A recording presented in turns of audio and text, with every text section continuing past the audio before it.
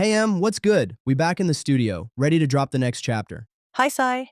What's happening? Man, I'm buzzing. Welcome back, everyone, to Electric Memories, the podcast where we peel back the layers of the world's greatest football clubs, one level at a time. If you're just joining us, we're deep in our Eredivisie series, telling the full chronicle of AFC Ajax. Episode 1 gave us the spark. Those teenage schoolboys dreaming on Amsterdam's canals, the chaotic 1894 false start, the 1900 rebirth at the East India Cafe, the gritty promotion in 1911, Reynolds planting the seeds, and surviving the unimaginable darkness of occupation. Episode 2 took us through the revolution, the post-war scars, the fight for professionalism, the Wild League rebellion, the birth of the Eredivisie, and Rinus Michels, the general turning everything into total football. Now, we level up again. This is level 3, the Conductor, Johan Cruyff's Ajax Chronicle. We're telling the story of the street kid who became the greatest player of his generation, the genius who embodied and perfected total football, the ego that both built and nearly broke the club, and the man whose vision still echoes in every beautiful attacking team today. Facts, Em. This one's personal. Cruyff isn't just a player in Ajax's story, he's the heartbeat. Let's start at the very beginning, before the stadium lights, before the Ballons door, before the world knew his name.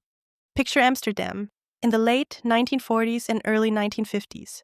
Post-war, still rebuilding, the Betondorp neighborhood, a working-class area of concrete flats and cobbled streets, just 5 minutes from Ajax's Meer stadium. Johan Cruyff is born there on April 25, 1947, second son of Hermanus and Petronella. His dad works in a factory, later runs a greengrocery from the family flat at Akkerstraat 32. His mom keeps the home going. Money's tight, especially after Hermanus dies of a heart attack in 1959 when Johan is only 12. Petronella takes a job cleaning Ajax's locker rooms to put food on the table. Johan and his brother Henny grow up kicking makeshift balls on the pavement street football. No coaches, no rules, pure instinct and creativity. One story from when he was 4 or 5. His dad would deliver groceries to the stadium, and Johan, nicknamed Jopie as a kid, would tag along, hanging around the gates, dreaming of the first team. He later said it felt like the club was already part of his family. That street game shaped him. Raw, inventive, stubborn. Even as a kid, he was headstrong. He played baseball until 15, quit school without a diploma because books weren't for me, and argued with coaches in youth training if he thought a drill was boring. One early Ajax youth anecdote. During an U12 match, the coach wouldn't let him take a free kick his way, so he just walked off the pitch in protest. That same fire, I decide, would define his whole career. And the age faking? When he joined Ajax's youth system on his 10th birthday in 1957, no formal trial. Youth coach Jannie van der Veen spotted him playing on the street and invited him in the club, initially listed him as older to fast-track him into senior youth groups and lock him in amid competition from other Amsterdam clubs. It was a common 1950s trick to bypass strict age rules and give talent more exposure. Cruyff pushed for it. He was impatient, wanted to train with bigger kids right away. That stubbornness from age 10, it never left. November 15th, 1964. Johan Cruyff makes his Ajax debut at 17 against GVAV Groningen. Comes on as a substitute, scores in a 3-1 loss. Coach Vic Buckingham saw the street flair in youth and called him up. By 1966, he's unstoppable. 25 league goals that season, turning matches single-handedly. One standout, the 1966-67 opener against Feyenoord, 4-1 win. Cruyff scores twice, including a solo run that leaves 3 defenders flat on the grass. Teammate Sjaak Swart later said, "Johan saw passes no one else did. He made us all better just by being there." Under Rinus Michels from 1965, Cruyff becomes the living embodiment of total football. He roams as a false 9 or 10, dropping deep to create, surging forward to finish, pressing high, dictating tempo. The club wins 4 Eredivisie titles, 1966-68, 1970, 3 KNVB Cups, and those 3 straight European Cups. Key matches that defined him: 1967-68 title, Decider versus PSV, dramatic late win. Cruyff's assist in stoppage time sealed the title on goal difference. Pure clutch magic. 1970 Intercontinental Cup versus Estudiantes. Violent 3-0 aggregate. Cruyff took brutal kicks, but scored and orchestrated. Teammate Barry Hulshoff recalled, Johan absorbed the pain and turned it into fuel. He was our leader even when bleeding. 1972. European Cup Final versus Inter Milan. 2-0. Cruyff's brace, 47-minute solo dribble, 78-minute finish. The second goal, after evading 4 defenders, showed his pace and intelligence. Neeskens said post-match, Johan wasn't just playing, he was conducting an orchestra. And his prowess on the pitch? Man, the way his teammates talk about it still gives me chills. It wasn't just skill. It felt like pure magic every time he touched the ball.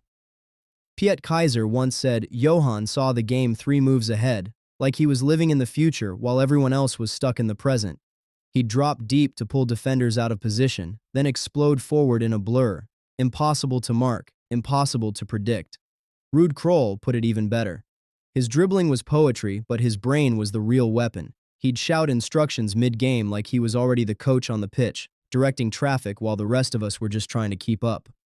Johan Neeskens had this story that always sticks with me. In training, Cruyff would sometimes deliberately provoke little fights, stirring tension just to test the group's spirit. Then, when the energy was peaking, he'd calm everything down with one perfect pass that cut through the chaos like a knife through silk. Wim Soerbier laughed about it years later. Arrogant, sure he was. But he earned every bit of it. One session he nutmegged the entire defense 3 times in a row. And he was laughing the whole time, like he was playing with kids. You couldn't even be mad. You just wanted to be on his side. That's the thing. He made everyone around him better, but he also carried this fire inside him that could light up the whole stadium or burn bridges in an instant. By 1973, Ajax had won everything there was to win, and the board saw dollar signs. They wanted to cash in. They agreed to sell him to Real Madrid for a world record fee. Cruyff found out and shut it down cold. Ajax sold me like a cow, he said. I decide. He wasn't just being stubborn, he was anti-fascist to his core, a man who believed in freedom and identity. Real Madrid, under Franco's shadow, represented everything he stood against. Barcelona, on the other hand, was Catalonia's club. Proud, defiant, fighting for its own voice. So he forced the move there, turning down the biggest paycheck in football history to go where his heart and principles pointed. The fee was massive, 60 million pesetas, about £922,000 or $2 million back then. Still a world record. Barcelona hadn't won La Liga in 14 years. They were struggling, weighed down by years of dictatorship pressure, while Real Madrid dominated every Clásico and every trophy. Cruyff arrives like a storm. He scores a hat-trick on debut, and in his first full season, 1973-74, he doesn't just help, he leads them to the title, ending the drought. The defining moment? That 5-0 thrashing at the Bernabéu. One of the most symbolic results in Clásico history. Cruyff was everywhere, creating, scoring, humiliating the giants on their own ground. It wasn't just a win, it felt like liberation. For Barcelona fans, it was proof their club could stand tall again. For Cruyff, it was proof he could change a culture, not just a team.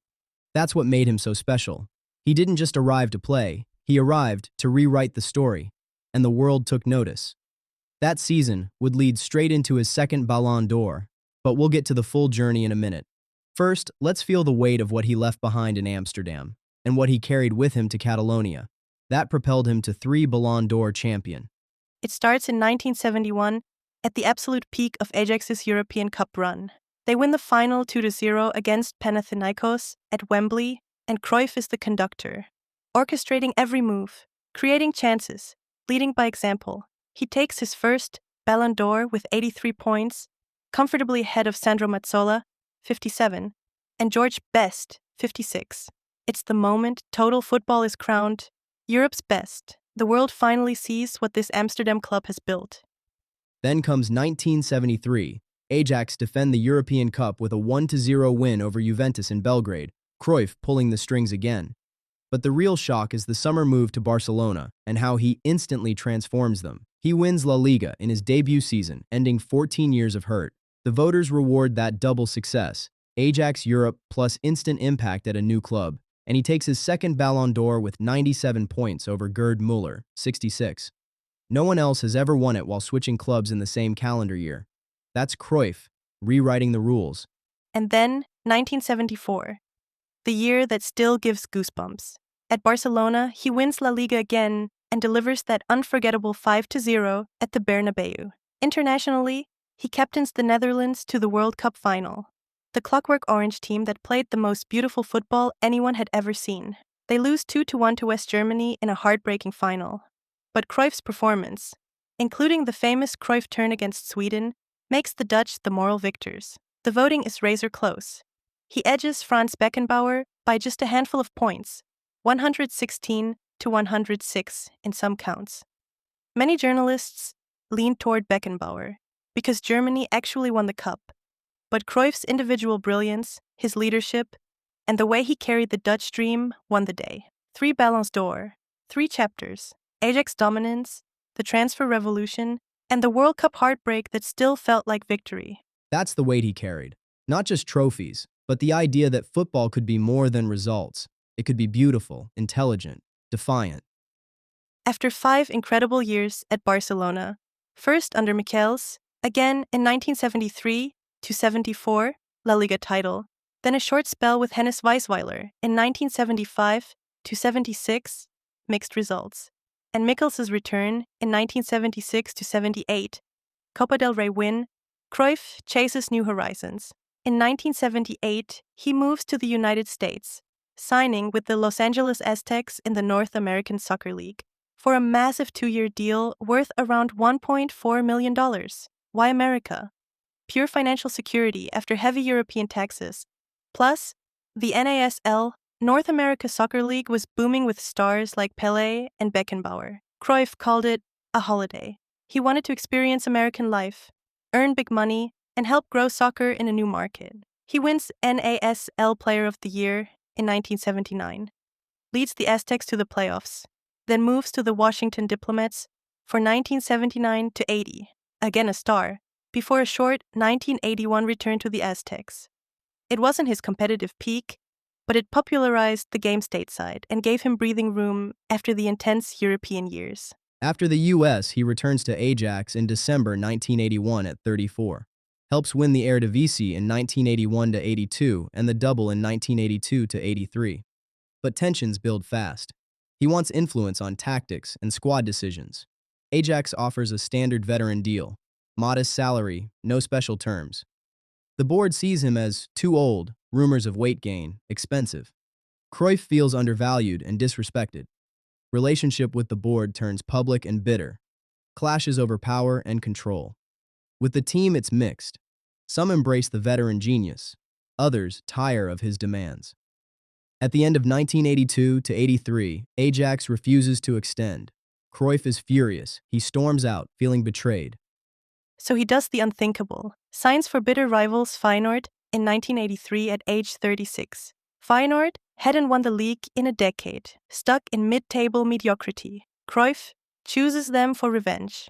Direct slap to Ajax, and to prove he could still dominate.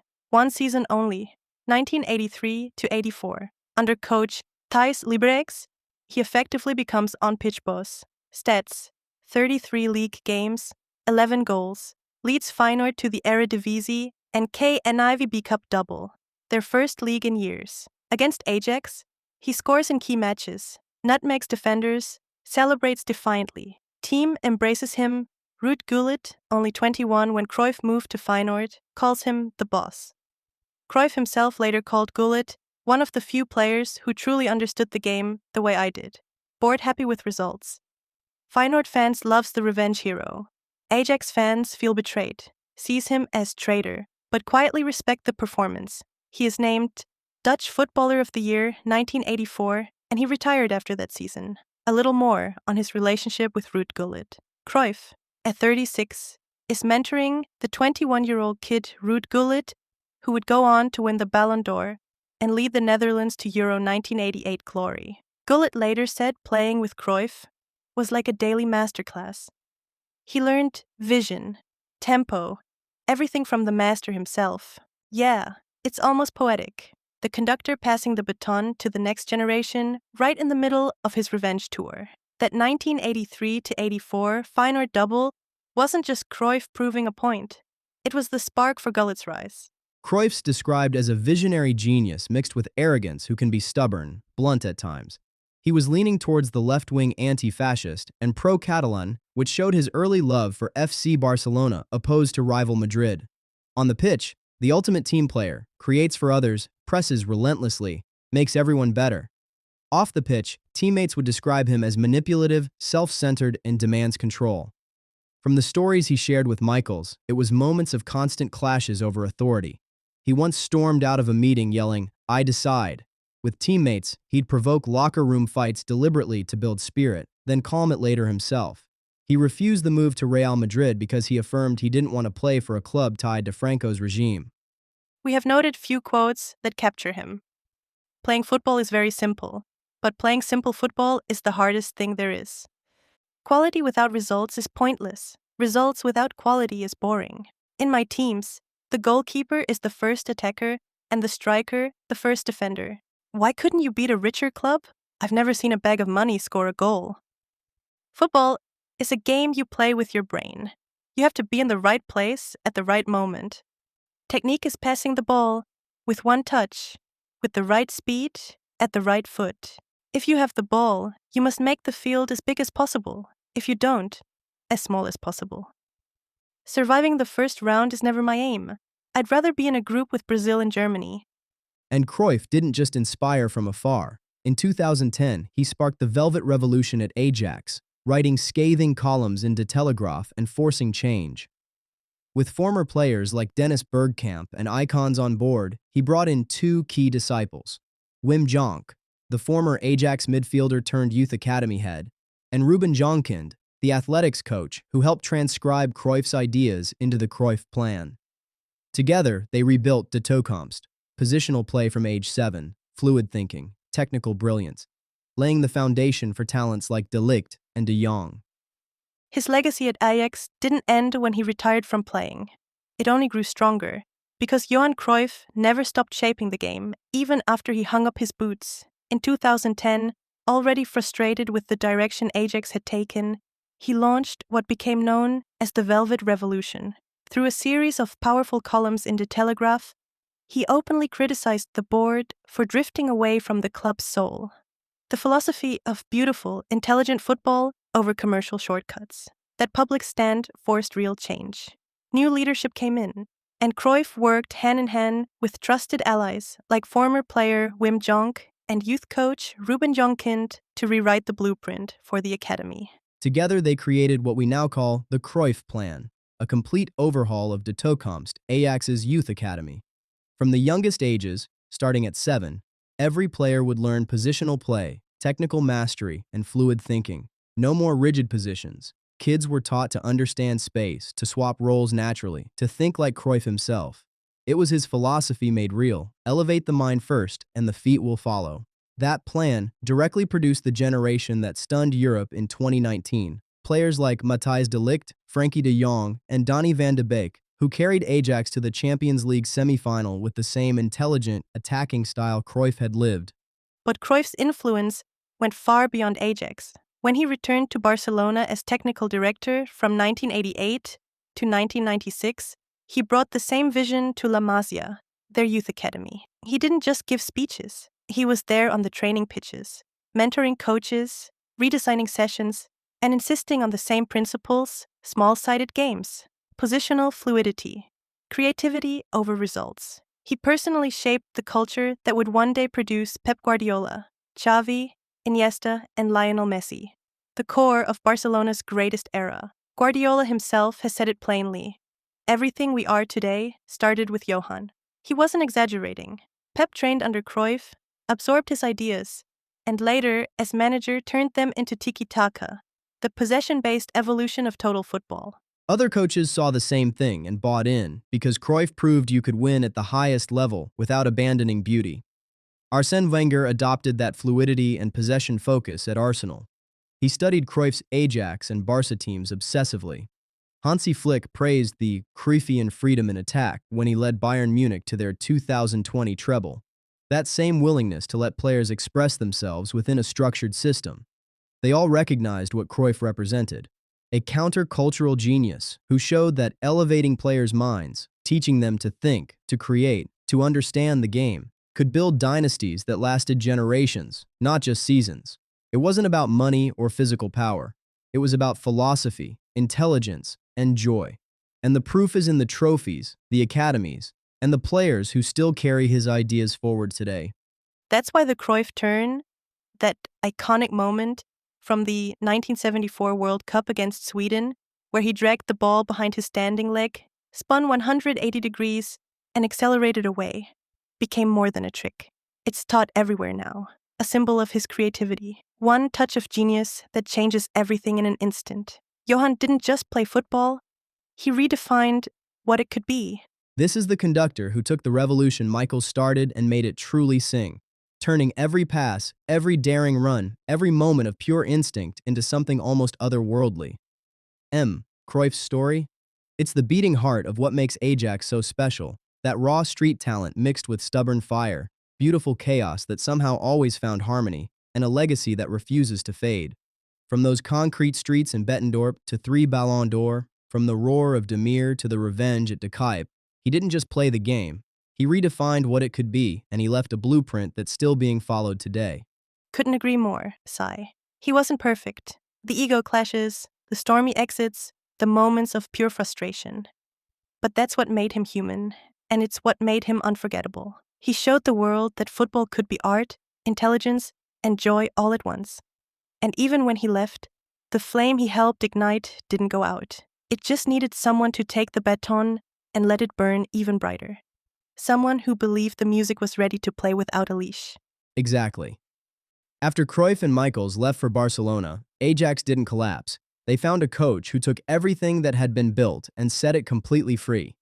His name was Stefan Kovács, the quiet Romanian who became the least expensive name on the shortlist, and turned out to be the perfect liberator to complete the greatest club run in European history. Kovács wasn't the strict general like Michels. He was the opposite. Relaxed, trusting, almost fatherly. Where Michels had drilled discipline into the team, Kovács gave them wings. He believed in freedom on the pitch, letting Cruyff, Neeskens, Kaiser, Muren, and the rest express themselves without fear. Bold choices defined him. He kept the core intact, trusted the stars to lead, and removed the chains. The result? Some of the most liberated, joyful, breathtaking football ever played. 2 more European Cups in 1972 and 1973, back-to-back Eredivisie titles, the Intercontinental Cup, the UEFA Super Cup, and a style so pure, so alive, that it inspired an entire generation of players who would carry total football forward long after the dynasty ended. There's real drama here too. The way he handled massive egos with a quiet smile, the subtle genius in letting the team breathe, and yes, that modern twist with the Cold War files that surfaced years after his death.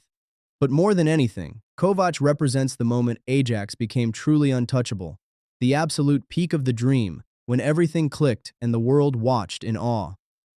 If Cruyff was the conductor who wrote the symphony, Kovács was the liberator who let the orchestra play it without limits.